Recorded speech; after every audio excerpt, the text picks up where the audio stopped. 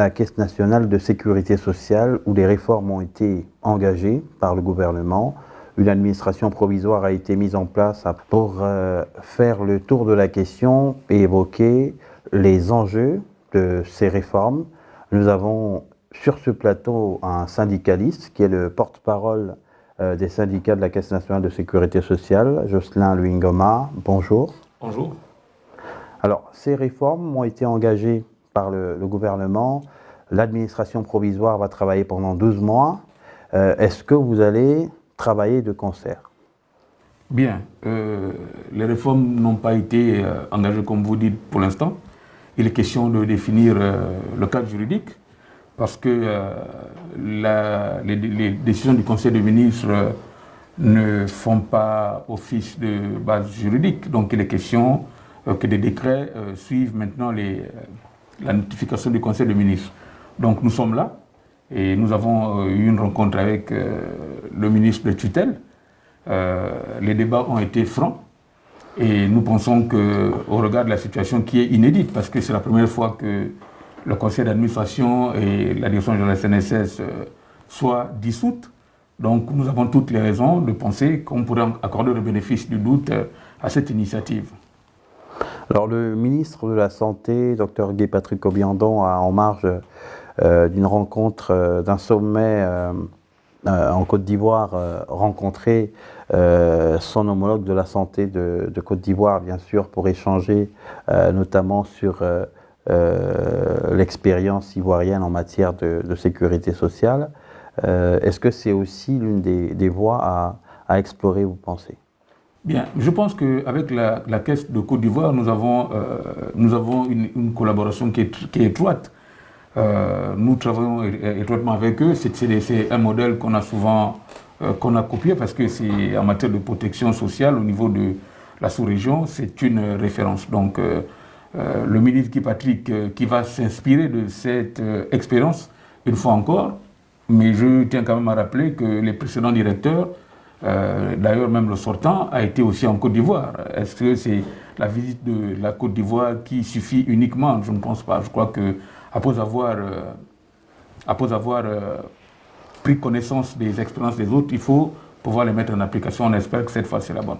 Vous êtes des partenaires sociaux, vous êtes également des anciens. Vous, notamment Jocelyn Luingoma de la Caisse nationale de sécurité sociale, à quel niveau pourrait se situer le problème et où devrait-on chercher les solutions? Bien, je crois que dans nos différentes déclarations, nous avons clairement identifié les problèmes de la CNSS. Les problèmes de la CNSS ont chaque fois été relevés par les différentes audits qui ont été menés, notamment celle de la CIPRES, la Cour des comptes et toutes les autres structures en charge de mener des audits. Donc les problèmes sont identifiés, simplement que les recommandations n'ont jamais été mises en œuvre parce qu'au-delà d'un audit, il y a que les dysfonctionnements sont identifiés et ensuite il y a un ensemble de recommandations qui est faite pour que les dysfonctionnements soient corrigés. Le problème, c'est que ces recommandations n'ont jamais été prises en compte. Et de quelles recommandations s'agit-il, enfin, pour résumer? Mais il y en a plusieurs au niveau du métier. Ces recommandations, c'est notamment le modèle de gestion, notamment la gouvernance, qui est chaque fois décriée, et ensuite le dispositif juridique qui est devenu obsolète, qui n'est plus adapté au contexte actuel, qu'il faille mettre à jour.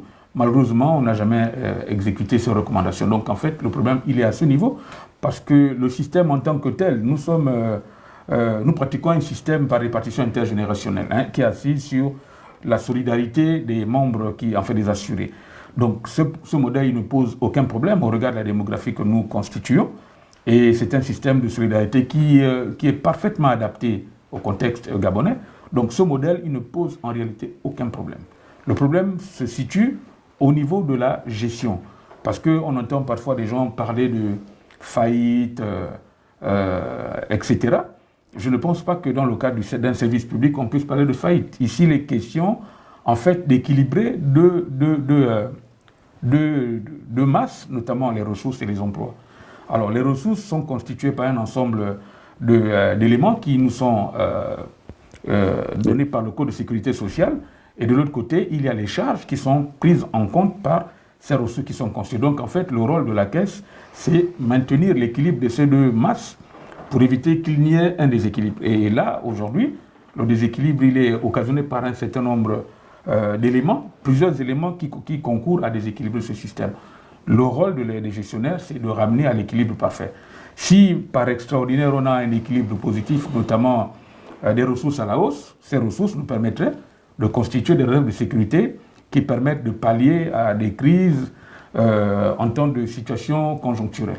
Et c'est le gouvernement qui a parlé de quasi-faillite. On a vu le ministre de la Santé qui l'a dit à demi-mot. Il y a eu aussi le ministre d'État, porte-parole du gouvernement. Bien, moi, ça n'engage que nous, ça n'engage que moi en réalité. Je ne pense pas qu'on puisse parler de faillite dans une activité comme celle de la sécurité sociale. Nous faisons du service public. C'est comme si on parlait de la faillite de l'État. L'État est financé par une partie, la recette fiscale et la vente des matières premières. Donc ce sont ces éléments-là qui financent le budget de l'État. Et donc l'État, dans son rôle régalien, est d'assurer la redistribution de la richesse. La Caisse nationale de sécurité sociale est à peu près dans le même schéma. Nous collectons les cotisations des employeurs et des employés que nous redistribuons sous forme de prestations techniques. Dans ces conditions, les vocables faillite, etc., je pense qu'ils n'ont pas leur place. Ça fait plus peur qu'autre chose. Et on ne devrait pas parler de faillite. Justement, il y a eu une grosse peur qui s'est emparée de la quasi-totalité de la population, puisqu'on sait ce que représente la Caisse nationale de sécurité sociale. Lorsqu'on a entendu parler de faillite dans l'opinion, il n'y a qu'à voir sur les réseaux sociaux, il y a eu une foison de réactions. Donc vous confirmez qu'il s'agit plutôt de remettre les choses en ordre. C'est ce que j'ai en train de dire, parce que je vais vous prendre un exemple simple. Si on parle de faillite, ça veut dire que toute l'activité du secteur privé n'existe plus. Dans les propos de certains, et j'ai l'habitude de le dire, il est important que ceux qui ne sont pas du métier de la sécurité sociale s'abstiennent de tenir des débats à ce sujet, parce que, en tant que profane, certains sont plus émotifs que rationnels. Et si on parle de faillite dans une caisse de sécurité sociale, ça voudrait dire théoriquement qu'il n'y a plus aucune entreprise qui cotise, alors qu'on sait que le secteur économique, malgré la crise, continue de fonctionner. Il y a toutes les autres activités qui marchent. Cette ressource finance justement l'activité du secteur privé finance la ressource de la CNSS en partie. L'État est un créancier de la Caisse nationale de sécurité sociale, mais pas le créancier majoritaire. Voilà. Est-ce que la CNSS a des mécanismes pour continuer de trouver des ressources propres? On sait que par le passé, il y a eu des investissements de la CNSS, notamment les hôpitaux de la CNSS et bien d'autres. Bien, je vais quand même vous rappeler qu'au niveau de l'organisation financière, on a 4 types de ressources. La première ressource, la principale, c'est celle qui consiste à collecter les cotisations des employeurs et des employés. Absolument. Ensuite, nous avons les pénalités qui sont liées au retard de paiement des cotisations, c'est une seconde ressource. Et la troisième, ce sont les produits de placement financiers. Et ensuite, on a les dons et les legs. Bon, en ce qui concerne les dons et les legs, je pense que c'est une ressource qui ne nous apporte rien, mais nous, on fait plus même de dons que nous en recevons. Et c'est dans le contexte justement des dons et des legs que l'État devrait pouvoir apporter ce qu'on appelle des subventions d'équilibre pour renforcer les ressources de la CNSS. Bien, les ressources que je viens de vous énumérer, la cotisation principale, c'est la cotisation qui est récoltée. Ensuite, les pénalités qui sont liées au retard de paiement des cotisations, c'est une grosse ressource qui, capitalisée, peut permettre à la Caisse d'appuyer la ressource principale. Ensuite, les produits de placement financiers, d'aucuns ont tendance à penser que la Caisse, le rôle de la Caisse, c'est pas faire dans l'immobilier. C'est pas tant l'immobilier qui intéresse la Caisse, c'est le produit tiré justement de l'investissement sur la pierre. Tout le monde sait que l'investissement sur la pierre est plus sûr. Parce qu'investir les capitaux sur les marchés financiers, le risque est plus élevé qu'investir dans la pierre. Vous imaginez, si vous investissez sur des capitaux, on a vu des banques tomber en faillite, des gens distraire l'argent des banques. Donc si dans les marchés financiers, le marché financier crache, l'argent que vous avez placé au titre des DAT, etc., vous l'avez perdu. Or, la pierre prend de la valeur au fur et à mesure que l'environnement évolue. Donc, les produits de placement financier, effectivement, c'est tout ce que nous avons comme titre foncier. Utilisé à bon escient, c'est-à-dire de façon rationnelle, on pourrait placer, on pourrait hypothéquer quelques titres fonciers de façon pondérée, amortissable sur 5 ans, 5-10 ans pour tirer profit justement de ces produits, de ces titres fonciers, pour renforcer la ressource et pourquoi pas profiter aussi à également relever et constituer le niveau des réserves de sécurité. Alors, la Caisse nationale de sécurité sociale n'est pas sur la sellette, mais sur toutes les lèvres. Et on le comprend bien depuis plusieurs semaines. L'accalmie et le retour, vu qu'il y a eu des décisions fortes qui ont été prises. Vous, en tant que syndicat, comment vous vous organisez pour accompagner l'administration provisoire? Bien. Nous avons toujours accompagné la direction générale de la Caisse nationale de sécurité sociale dans notre posture de force de proposition. Et c'est parce que nous sommes justement de véritables partenaires sociaux que cette crise n'a pas éclaté plus tôt que prévu. Je voudrais rappeler à toute fin utile que nous faisons partie des rares organisations syndicales qui tirent la sonnette d'alarme depuis une quinzaine d'années déjà. Nous sommes tout à fait satisfaits, nous sommes rassurés qu'aujourd'hui, tout le monde est d'accord pour dire qu'il y a des problèmes. Il y a des problèmes à la CNSS. Comment est-ce que nous comptons accompagner la CNSS? Nous sommes des agents de la CNSS avant des syndicalistes. Et parmi nous, il y a des gens outillés qui ont le profil pour pouvoir apporter sur le plan juridique ou sur le plan technique, au niveau du métier et des supports, apporter notre contribution pour pouvoir mettre en forme les différentes réformes qui sont à entreprendre et ensuite leur mise en œuvre en termes de process et de processus. Voilà comment nous on compte accompagner l'administration provisoire. Nous sommes quasiment au terme de cet entretien Ngoma. Un mot peut-être de fin? Bien, mais merci de me donner cette opportunité de rassurer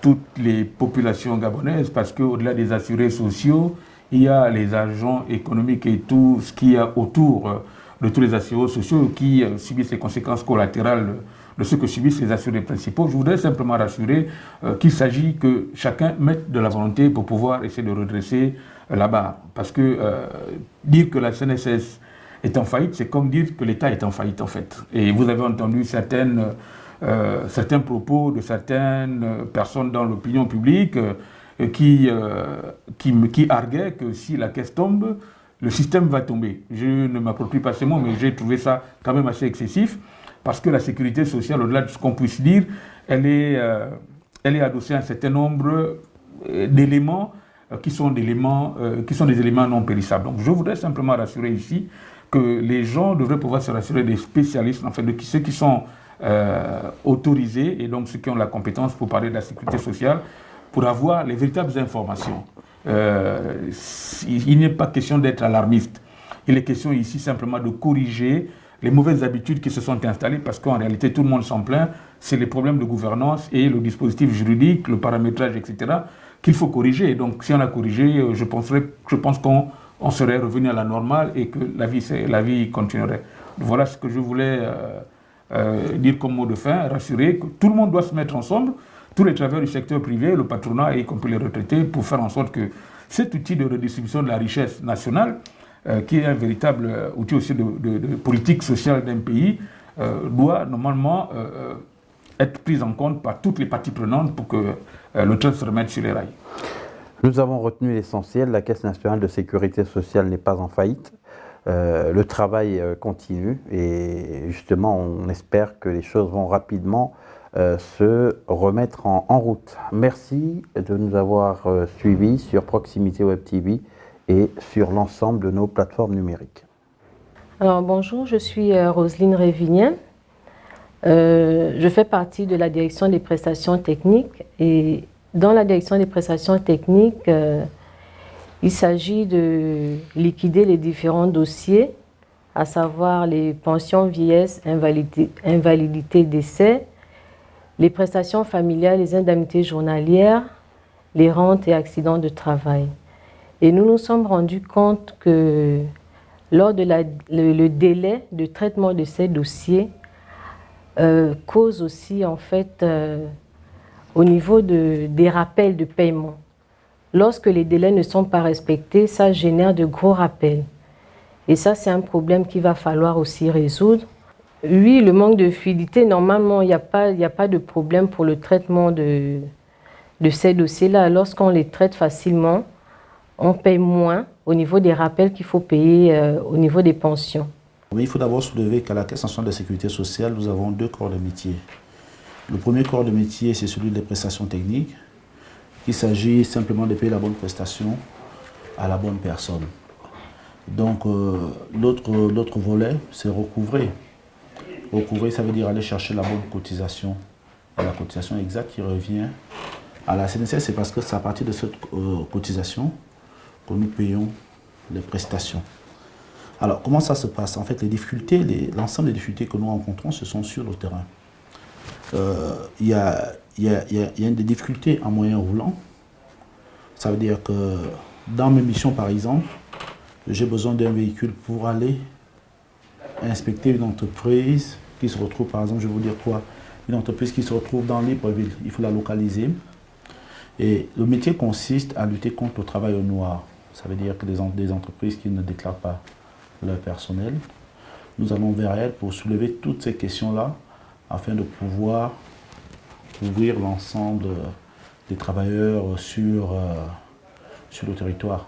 Ce qui n'est pas toujours évident parce que nous rencontrons beaucoup de difficultés. Il y a des entreprises mallettes, il y a des entreprises qui se déplacent selon les saisons et ce n'est pas toujours facile de les localiser. Après, lorsque nous arrivons dans une entreprise, vous pouvez tout de suite redresser une entreprise, après le lendemain vous apprenez que cette entreprise a fermé. Ou après, il y a d'autres facteurs parce qu'il y a ceux qui inspectent, il y a ceux qui recouvrent, c'est-à-dire de récupérer simplement des chèques ou de l'argent par rapport aux différentes dettes que les entreprises doivent à la CNSS. Entre tout ça, là, en période de crise aussi, il y a d'autres aspects, c'est-à-dire que la CNSS peut lancer des opérations en termes de remise gracieuse qui, il y a longtemps, étaient directement données par le conseil d'administration et sur effectivement le quitus du directeur général, on peut accorder des remises gracieuses aux employeurs. Et ces remises gracieuses-là, en réalité, ce sont des politiques qui permettent aux employeurs de venir cotiser chez nous. Et bon, d'autres sont honnêtes, elles peuvent signer un moratoire aujourd'hui et puis le lendemain elles ne payent pas, elles ne continuent plus à payer. Il y a beaucoup de problèmes à ce niveau. Donc l'activité du recouvrement est dense et j'aimerais réellement comprendre, en fait, elle est dense et il y a beaucoup d'aspects. Oui.